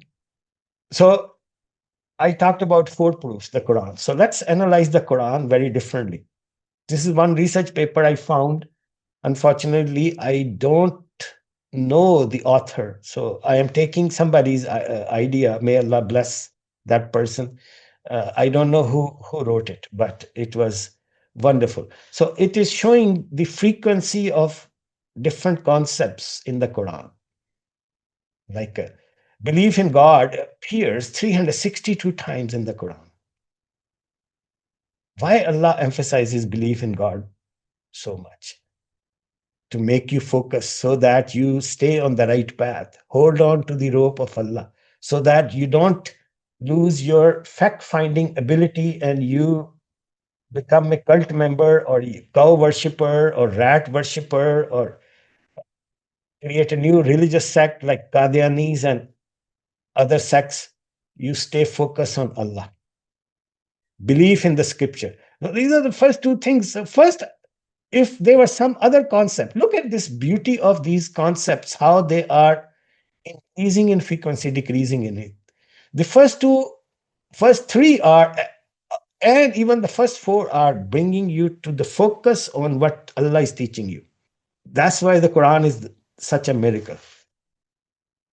All is about the belief to make you focus. If you don't believe in it, why would you want to read the Quran? So when atheists read the Quran without these things, it's reading with empty brain. Whether you like it or not, whether you believe it or not, you must have the focus. So Allah is making you focus on Himself and His scripture. And then the next thing, number 5, look at this, the hereafter. Then the messenger, then do good things. Then how Allah responds to other concepts. Believe in prophets, zakat, be truthful, forbid evil, remember God. So then morality and focus are still be mindful of Allah, strive for God, be grateful, be humble, fear God. Fear of God is very good. Honor Muslims. So I didn't copy all, I just copied 40 most frequent. Talking about marriage and divorce because that's relationship. Be righteous, be good, honor God, tolerate, avoid disbelievers. You can teach disbelievers, you can teach cultists, you can avoid them. Repent. No personality improvement can be made without repentance. There's always the door of repentance. Patience, basic human quality. Shun idolatry, morality, killing, breaking treaties, keeping promise. Enjoy life, but don't cling to it. Knowledge, don't be a hypocrite. Trust in Allah, don't transgress. Be just. Honor the Kaaba, Hajj, Qibla. Don't spread corruption. Don't lie about God or speak about Him without knowledge. This includes declaring things haram which Allah has not declared. Speak well. So this is the main message, and these two slides are some of my favorite findings that I did in my research. The frequency of the message, and then comes the Prophet Sallallahu Alaihi Wasallam. Okay, so now the atheists say the Quran was copied. So this is again too old an argument. So there is a recent video. Oh, there was this poet Cass. So they showed one verse which similar to him, and so the whole Quran is copied. Like a small child. When I went to China, I had a friend with me, and he didn't speak Chinese. I spoke a little bit, so he picked up one or two words from Chinese. Uh, it was the word da. Da means somebody's. Wa da means mine. Ha da, his or hers. Wa manda, ours. Da means da, like in Punjabi. ਤੁਹਾਡਾ, mera, oda, sada.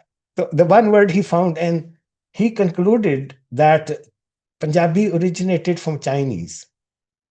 So the atheists are doing the same thing. It's impossible to find not overlap of some word or sentence with some other Arabic literature. It's impossible. Quran was not copied. The Prophet had no libraries, no internet. There was no literature, not even published books. So, so Allah warns that on the day of judgment there will be different lights, and people who are uh, Disbelievers, they will try to join the line which is going to the paradise, and it will be told to them, go back. You don't belong here. So now comes the perfect human, Muhammad Sallallahu Alaihi Wasallam. This is from my this humble effort, the perfect human, in which I describe Prophet Muhammad's 100 human qualities through evidence supported by events, 1200 events in his life, which has translated into these human qualities. This is the benchmark of human perfection. We don't have time to read all of this. Time is running out. One thing I read is the atheist says, only one thing I cannot compromise. I can compromise anything, but I cannot compromise the 50 years old prophet married a 9-year old Aisha. And that one thing destroyed all of my belief in Prophet Muhammad. First of all, look at this. Where is your fact finding? Look at these qualities. Look at the great man ever. Look at this. How could you ignore all of this thing just for one thing? Show me. Does it make any sense? Okay, let's come back to this. This fitna that the Prophet married a 9-year old child, and now Zibillah calling him pedophile, it's so hurtful. Pedophile is a person who molests children. It does not stop. Pedophile does not marry. Even if you can justify Aisha was adult at 9 years or not is irrelevant. You know what is relevant is fact finding. Was she really 9 year old? Was she? And that is the fact finding. And all common sense research, except people who are pushing on this false hadith, which is not even a hadith. This is somebody, Aisha's nephew propagated this thing by misspeaking or by intention. There's a PhD dissertation by somebody who hated Prophet Sallallahu Alaihi Wasallam, an English guy, did PhD on this topic, and he concluded this is false. For fact, she was not 9 years old. So all those guys who are claiming this, for God's sake, fact finding. When a person is perfect, how could he or she do something so imperfect? It's impossible. But even then, it's not a matter of belief. Do some search. So atheists believe in the purposeless life. Just become a robot, you live and die. Okay, fine. And you discover your own purpose. How long will you stay on this earth? Next 20 years, 30 years? Life is so short. And there's no accountability for you. Another objection of atheists is religion kills people. So I am not going to read out all of this slide. We are running out of time. My 90 minutes are almost up, and I will stop and take questions. All history. And they say Prophet Muhammad killed people.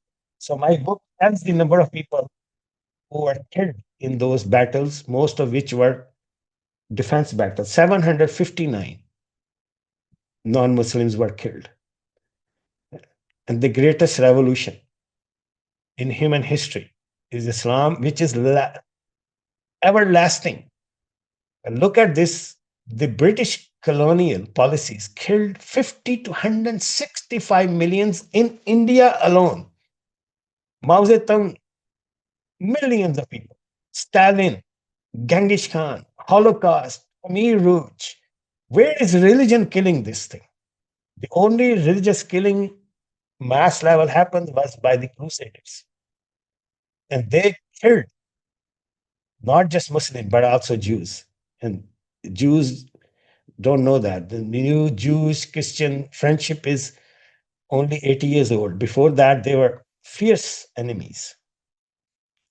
How many millions of people Israel has killed and still killing in the Palestine? Okay.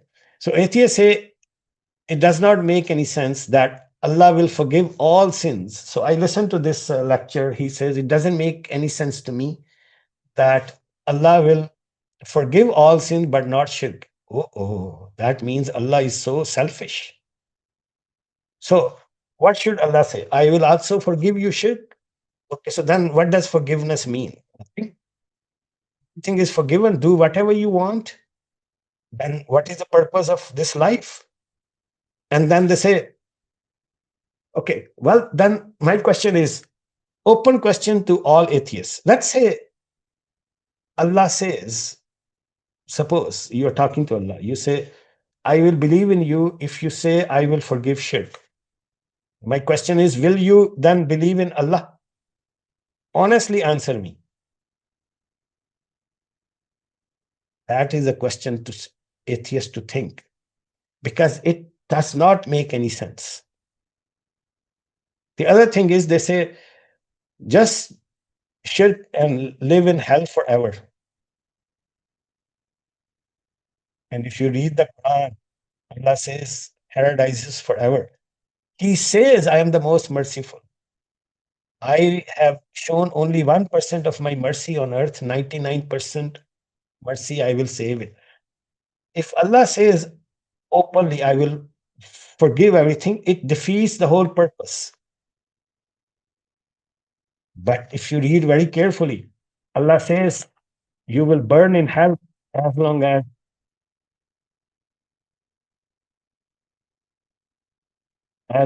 He wants you to burn. So that actually, it's not clear that punishment in hell is for eternity. Even Allah can change the definition of eternity, but Allah will not say it.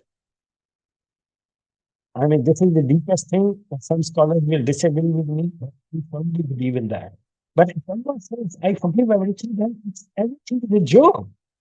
If I'm a professor, I'm taking tests, everybody will pass, then why?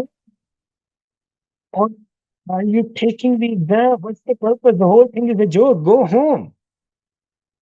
Do everything you want. Okay. Prophet Muhammad took ideas. Okay. He took the idea about asteroids. He took the idea embryology. He took the ideas about the universe. He took the idea about ocean. He took the idea about physics, chemistry. Prophet Muhammad is not a scientist. It's not his specialty. He doesn't have the internet. So he picked ideas. So, okay, for example, he took ideas from Socrates. So Socrates also has stupid ideas. So why Muhammad took all the ideas but filtered out only the correct ideas? It's impossible. And where did he take it from? Okay, he traveled. So when he traveled, he was just going to the right scientists every time. And he was learning what was right and wrong scientifically. That's impossible. And then they say, God is cruel. God is cruel. So God is selfish. If you read 99 names of Allah, which I show you here, I have this card, beautiful cards with me. 99 names of Allah. Each name has a quality which is opposite to selfish. So they take this from the Torah. God says, I am a jealous God. Okay, somebody has made this wrong translation, which is not even authentic. And the Quran doesn't say jealous. So you cannot say Torah is saying God is jealous. So the Quran is also saying that.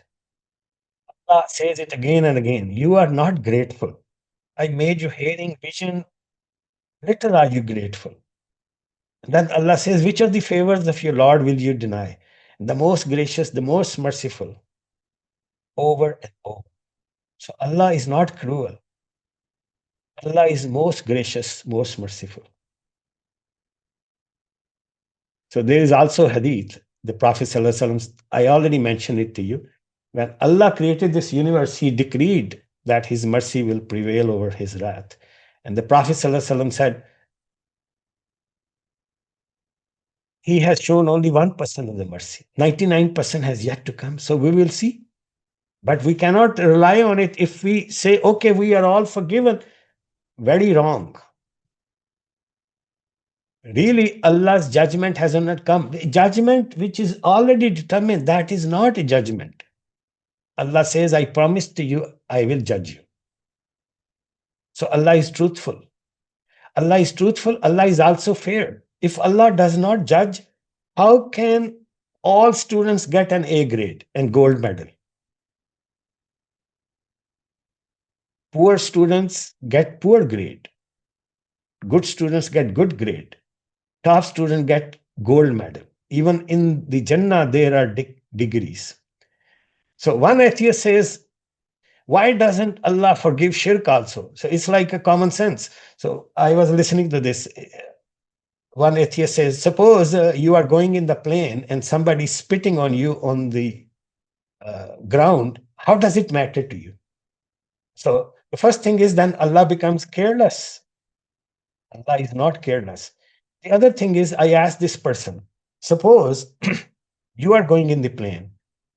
Every time you go, your children on the ground spit on you. It doesn't reach you. Would you mind? You will say, no, that's okay. It's very hurtful. It's disrespectful. So Allah doesn't get hurt, but it means your children are stupid. So you are stupid if somebody doesn't care. Nobody would like their children spitting on them when the spit is not reaching their faith. Nobody. And that's the honor and the majesty of Allah. And it is not for Allah. Allah, you cannot do anything to Allah. You cannot mock Allah. It is you. So this is what a stupid argument is. I'm not calling the person stupid. I would respect him. The second atheist say, I was a believer until I found out Allah will forgive everything, every sin except shirk. Oh, that is so wrong. How can he forgive everything? When somebody has committed rape, killed people, how can he forgive the person? So you read the Quran carefully.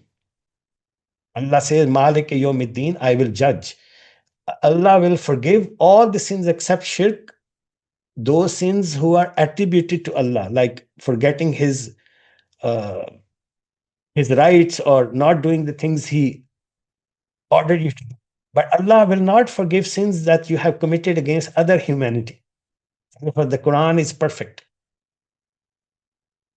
So there's no punishment for eternity. So if you listen to this Kawali, Mera Piya Ghar Aaya, you listen to this, there's a verse which, not verse, I'm sorry, there is a sentence or lyric. It says, Do nafal paro te rab man janda. Allah is very easy to please. Just do 2 rakat prayer and Allah forgives. But if you have to convince a human like your lover or somebody, so it says, nach nach ke manana panda hai. You keep dancing, and it's still not guaranteed that the person will forgive you or listen to you. So in the Quran, there is another hint. There's a door between paradise and hell. There's a verse in the Quran. Why is there is a door? So use your imagination. We will find out, which means people can transfer. How and why? We will find out. We don't know that. Okay, another atheist comment is AI will make the Quran. AI will make a better Quran. Okay, so who in this audience knows AI more than me? So I am an AI person. In fact, I am at a very advanced level of AI in which I am combining human brain with AI, trying to. So will AI make a better Quran? Simple answer is absolutely not. Because first AI has to know what to improve. What will AI improve? So AI will combine some verses from here to say what? The Quran is already has so many qualities which actually contradict with each other. So it's perfection. I have a lecture on the qualities of the Quran as a book. So I say, if you know AI, so let's make it together. Let's try to make the Quran better. Let's write some surah. Okay, let me help you. Let me do it. So I'm not committing a sin because if, let's say, I create it, it's not going to make any difference because the Quran is preserved. It's not preserved that you cannot print it or you can modify it. It means the Quran is preserved in the hearts. You make another Quran, it's not going to make any difference. It will dissipate, disappear because nobody is going to pay any attention. And no, the Quran cannot be better, even by the super AI. The purpose of the universe, I already explained. I'm not going to show it is part of the evidence. The only thing left is the DNA. So Allah gives all the evolutionary signs in the Quran. So I have 1 more minute. I'll wrap up very quickly. Allah says life started in shallow waters. So that's all the science is saying. The cell started in mud, warm water, shallow waters, not deep waters. That's all modern scientific discovery. The cell was smart to begin with, and then it evolved. So Allah, who perfected anything he created, originated the creation of mankind from clay. So clay is here.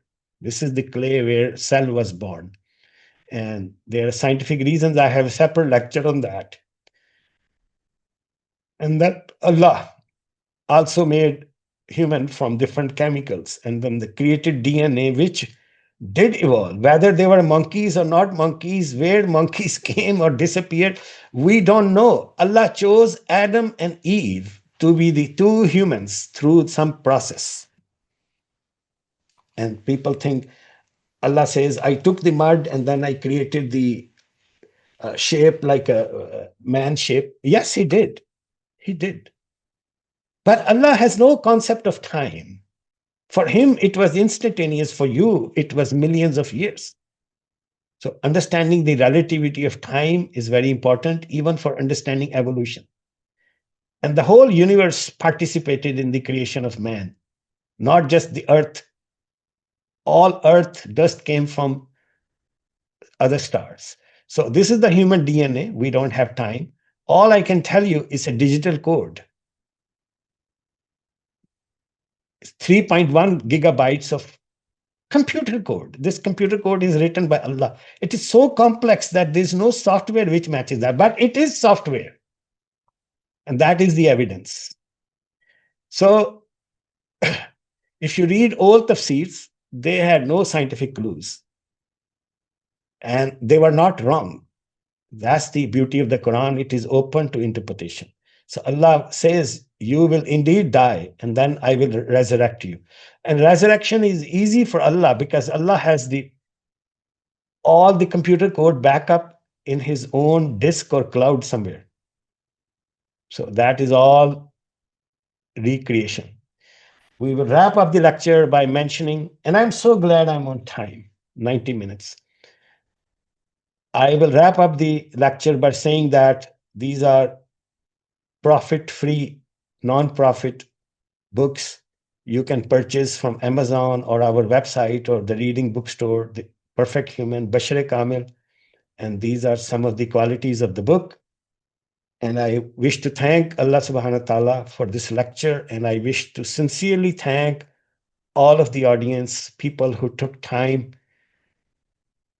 to attend this. बहुत बहुत शुक्रिया. कभी उर्दू में या English में switch किया, difficulty हुई, तो I ask for forgiveness. I also ask for forgiveness to Allah subhanahu wa ta'ala. Whenever you make new knowledge, some person like me is bound to make a mistake. If I made a mistake, may Allah forgive me. Sadaqallahul Azim. I'll take questions. Not a question. It's just really grateful for your insight into all the details, how you provided the information. Definitely a great opportunity for us to learn, excel, and gather all the information. Alhamdulillah. So Jazakallah khair for Dr. Ishfaq to share this beneficial knowledge with all of us today. And this was my first time logging in. Again, thank you, Jazakallah khair. Hoping to continue with the rest of the lectures. Inshallah. Assalamu alaikum. Assalamu alaikum. Are you in the US or Pakistan? Yes, I'm in the US. And at the moment, sorry? I'm in the US at the moment driving for Juma prayers, inshallah. Oh, man. Yeah, me, I have to go too. Jazakallah khair. Thank you so much. Drive safely, sister. Thank you. Thank you. Thank you. Okay. Thank you once again. Assalamu alaikum. जी वालेकुम अस्सलाम and thank you all the participants. इंशाल्लाह फिर voice of research में आप लोगों से मुलाकात होगी किसी और सेशन में. अल्लाह हाफिज.